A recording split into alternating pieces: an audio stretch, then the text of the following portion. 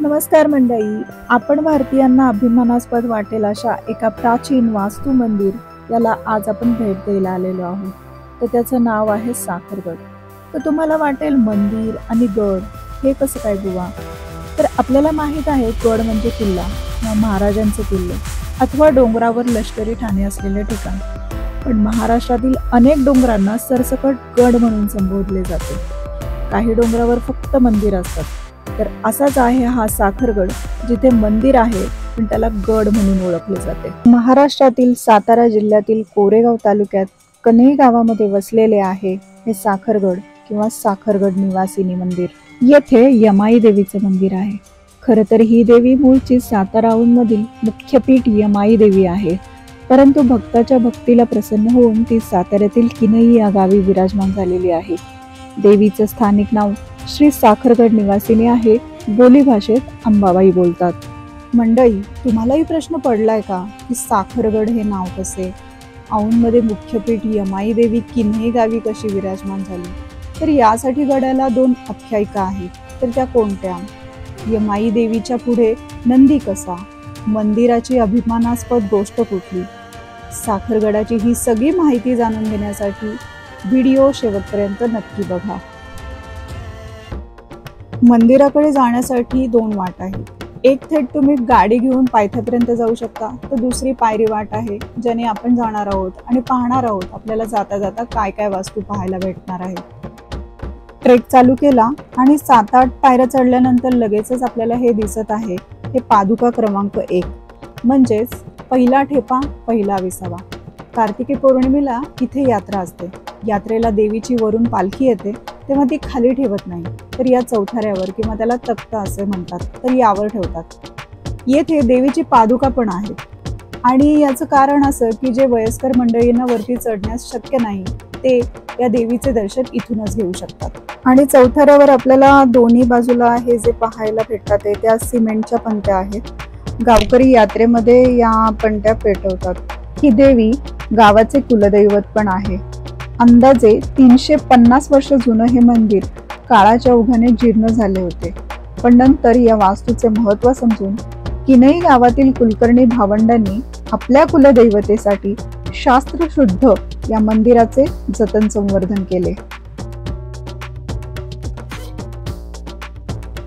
मंडळी, मला विशेष करून सांगायचं आहे की या ज्या पंत्या आहेत ना, त्या प्रत्येक 1-2 पायऱ्या सोडल्यानंतर प्रत्येक पायरीवर आहेत आणि दोन्ही बाजूला आहेत आणि त्या पायथ्यापर्यंत आहेत. आधी त्या दगडी होत्या, मात्र त्यानंतर जीर्ण होत गेल्या. गावकऱ्यांनी त्या सिमेंटने लिपून घेतल्या, पण त्या पण ऊन वारा पाऊस यामुळे खराब होतात. पण ते परत नीट करतात आणि असे म्हणतात यात्रेमधील येथील नाईक समाजातील जे लोक आहेत ना, या पंट्या पेटून अख्खा डोंगर रोशन करतात. विचार करा किती मस्त दिसत असेल ना हा डोंगर. तर जसं मी आधी बोलले की या गडाला दोन आख्यायिका आहेत. तर पहिली, डोंगराला साखरगड नाव कसे पडले यावर आहे.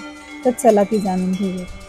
असे म्हटले जाते, एक व्यापारी येथील घटसाई खिंडीतून साखरेची पोती घेऊन आपल्या घोड्यावरून चालला होता. त्याची परीक्षा घ्यावी असे देवीच्या मनात आले, म्हणून देवीने भिल्लिणीचे रूप घेतले आणि त्याच्याजवळ प्रकट झाली. तिने त्या व्यापाऱ्याला विचारले की पोत्यात काय आहे. व्यापाऱ्याच्या मनात शंका आली की भिल्लिणीला जर आपण खरे सांगितले तर ती आपले पोते लुटून नेईल, म्हणून तो खोटं बोलला की यात मीठ आहे. देवीने ठीक आहे म्हणून त्याला घरी जाऊन दिले. घरी आल्यावर व्यापाऱ्याने पोते उघडून पाहिले तर साखरेचे खरंच मीठ झाले होते. ते मीठ पाहिल्यावर व्यापारीच्या लक्षात आले की देवीने भिल्लिणीचे रूप घेऊन आपली परीक्षा घेतली. मग तो परत डोंगरावर गेला, देवीचे दर्शन घेतले आणि तिची माफी मागितली. देवी त्या व्यापारीवर प्रसन्न झाली आणि त्याला माफ केलं. घरी आल्यानंतर त्याने पोते उघडून पाहिले तर त्या मिठाचे परत साखरेत रूपांतर झाले. तेव्हापासून देवीला साखरगड निवासिनी असे नाव पडले आणि किल्ल्याला साखरगड असे नाव पडले. पुढे चालत आल्यानंतर आपल्याला अशा 4 हत्तींच्या शिल्पकला दिसत आहे. त्यातली ही जी आहे ती जीर्ण झालेली आहे आणि बाकीच्या 3 ज्या आपल्याला दिसत आहेत ते आपलं कसंबसं अस्तित्व टिकवण्याचा प्रयत्न करत आहेत. आणि असा जो त्यांच्या डोक्यावर आकार दिसतोय तो कदाचित दिवे लावण्यासाठीच असावा. थोडंसंच पुढे चालत आल्यानंतर आपल्याला अशी 2 छोटीशी मंदिरं दिसत आहेत. त्याच्यामध्ये हे पहिलं जे आहे हे कुणाचं आहे हे मला नक्की सांगता येत नाही आणि त्यामध्ये पण दिवा लावण्याची सोय केलेली दिसते. आणि हे आहे आपला लाडका गणपती बाप्पा आणि तिथे पण आपल्याला दिवा लावण्याची सोय केलेली दिसत आहे गावकऱ्यांनी. आणि ही दिसत आहे आपल्या महाबली हनुमानाची शिल्पकला. आपल्याला गुरुज दिसायला सुरुवात झालेली आहे. चला पुढे जाऊन बघूयात आता. आपल्याला पायरी वाटेने चालत आल्यानंतर गडाचा पहिला बुरुज दिसलेला आहे. अंदाजे 350 वर्ष प्राचीन इथले मंदिर आहे. त्याचा जीर्णोद्धार 2012 ते 13 मध्ये झालेला आहे आणि परिसराचा जीर्णोद्धार अजून सुद्धा चालू आहे हे इथल्या बांधकामाच्या सामानावरून आपल्याला दिसतच आहे. ही आहे दुसरी वाट जिथे आपण गाडी घेऊन थेट पायथ्यापर्यंत येऊ शकतो. अंदाजे 20 ते 30 मिनिट चालत आल्यानंतर आपण मंदिराच्या पायथ्यापर्यंत आलेलो आहोत. 1745 मध्ये उभारलेल्या या मंदिर परिसराला गडासारखी तटबंदी आहे. यादव शैलीमध्ये बांधलेल्या मंदिरावर बहमनी शैलीचा थोडा प्रभाव दिसत आहे. हिंदू कमानीवर बहमनी मिनार दिसत आहे. 6 बुरुज असलेल्या तटबंदीच्या प्रवेशद्वाराला नगारखाना सुद्धा दिसत आहे. प्रवेशद्वारावर काही नक्षीकाम शिल्पकला दिसत आहेत.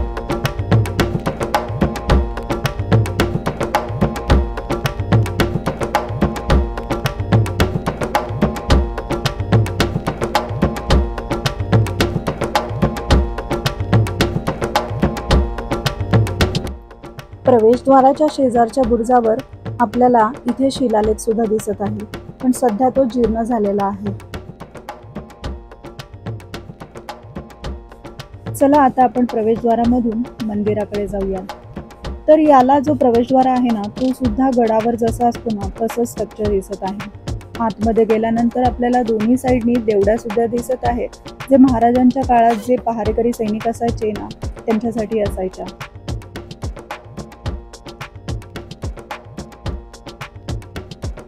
पुढे आहे मंदिराचा परिसर आणि इथल्या शेवटच्या पायरीवर आपल्याला अजून एक जीर्ण अवस्थेतील शिलालेख दिसत आहेत.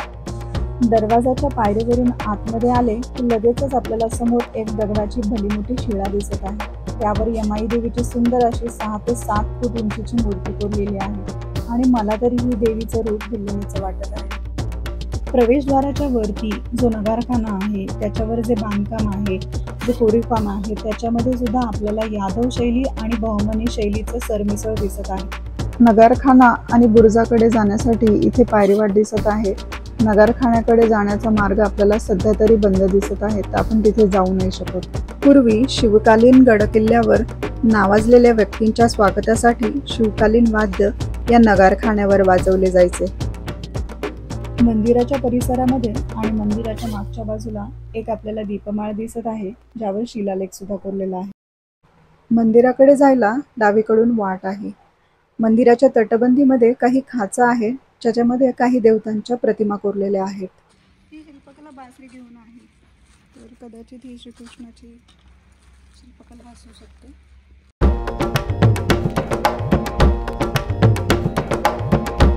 मुख्य मंदिर काळा खडक आणि लाकूड यांचा उपयोग करून बांधलेले आहे.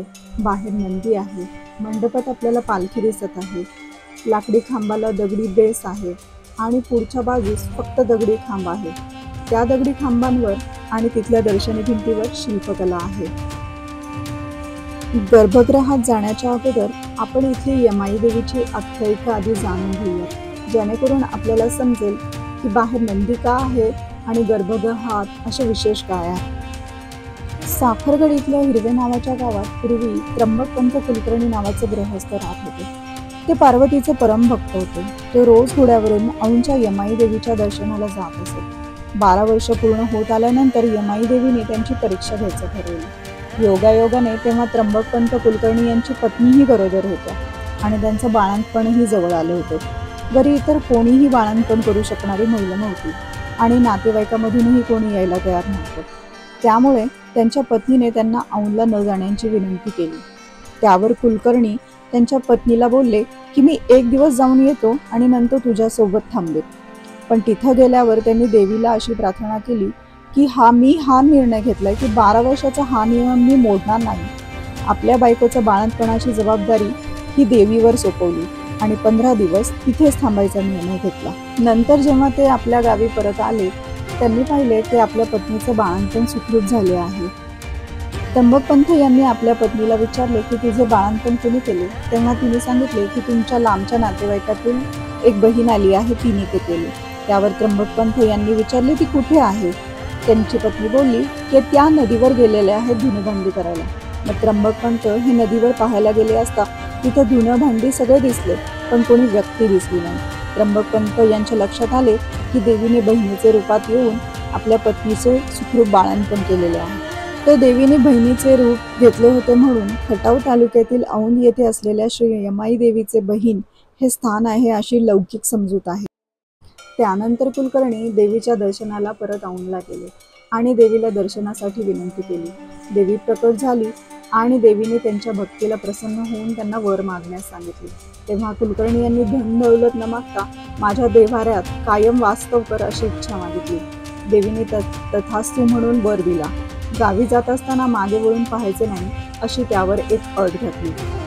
गावी परत जात असताना त्र्यंबक कुलकर्णी हे साखरगडाच्या पायथ्याला घटजाई खिंड आहे, तिथे आल्यावर पायातील पैंजणाचा आवाज ऐकू येत नाही म्हणून कुलकर्णी यांनी मागे वळून पाहिले आणि देवी तिथेच लुप्त झाली. त्या घटजाई खिंडीमध्ये एक मंदिर बांधले आहे. एक मोठी शिळा आहे तिथे, जिथे देवी लुप्त झालेली आहे आणि शेजारी एक मूर्ती आहे ज्याच्यावर घोड्यावर देवी आणि कुलकर्णी आहेत. त्यानंतर परत कुलकर्णी औंधला गेले आणि देवीची माफी मागितली. देवीने सांगितले की नियम तर मोडलाय, मी घरी नाही येऊ शकत, पण जिथे मी लुप्त झाले तिथल्या आजूबाजूच्या डोंगरावर वनगाई वासराशिवाय जिथे दुधाच्या धारा सोडेल तिथे माझं अस्तित्व आहे. तू तिथे माझी पूजा अर्चा कर, सेवा कर.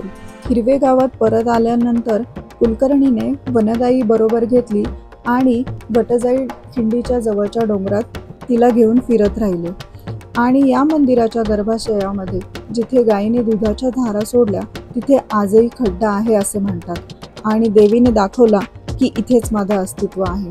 अशा प्रकारे मूळची औंधची यमाई देवी इथे विराजमान झाली. गर्भगृहामध्ये यमाई देवी आणि तांदळा आहे जिथे वनगाईने दुधाच्या धारा सोडल्या आहेत. शिव पार्वती यांचे एकत्रित पूजले जाणारे रूप म्हणजे यमाई म्हणून मंदिराबाहेर नंदी आहे. इथल्या दगडी खांबावर असलेल्या शिल्पकलापैकी मला ही एक शिल्पकला आवडली. 2 in 1 अशी एक ही शिल्पकला आहे. मंदिराच्या बाहेरच्या परिसरामध्ये मोठे असे दीपस्तंभ आहेत आणि त्यावर आपल्याला शिलालेख सुद्धा पाहायला भेटतील. शिलालेख मंदिर उभारण्याचे कालमान आणि व्यक्तीचे संदर्भ दर्शवतात.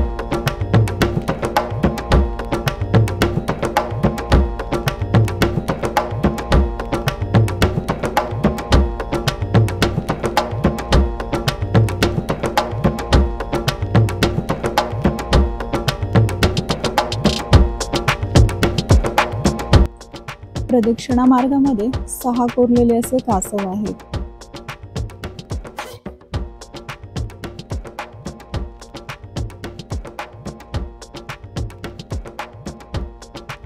मुख्य मंदिराच्या कळसावरील प्रतिमामध्ये श्री गणेश, दुर्गा, विष्णू यांची निरनिराळी रूपे आहेत. कळसामध्ये पण आपल्याला मिनारांची जोड दिसून येते.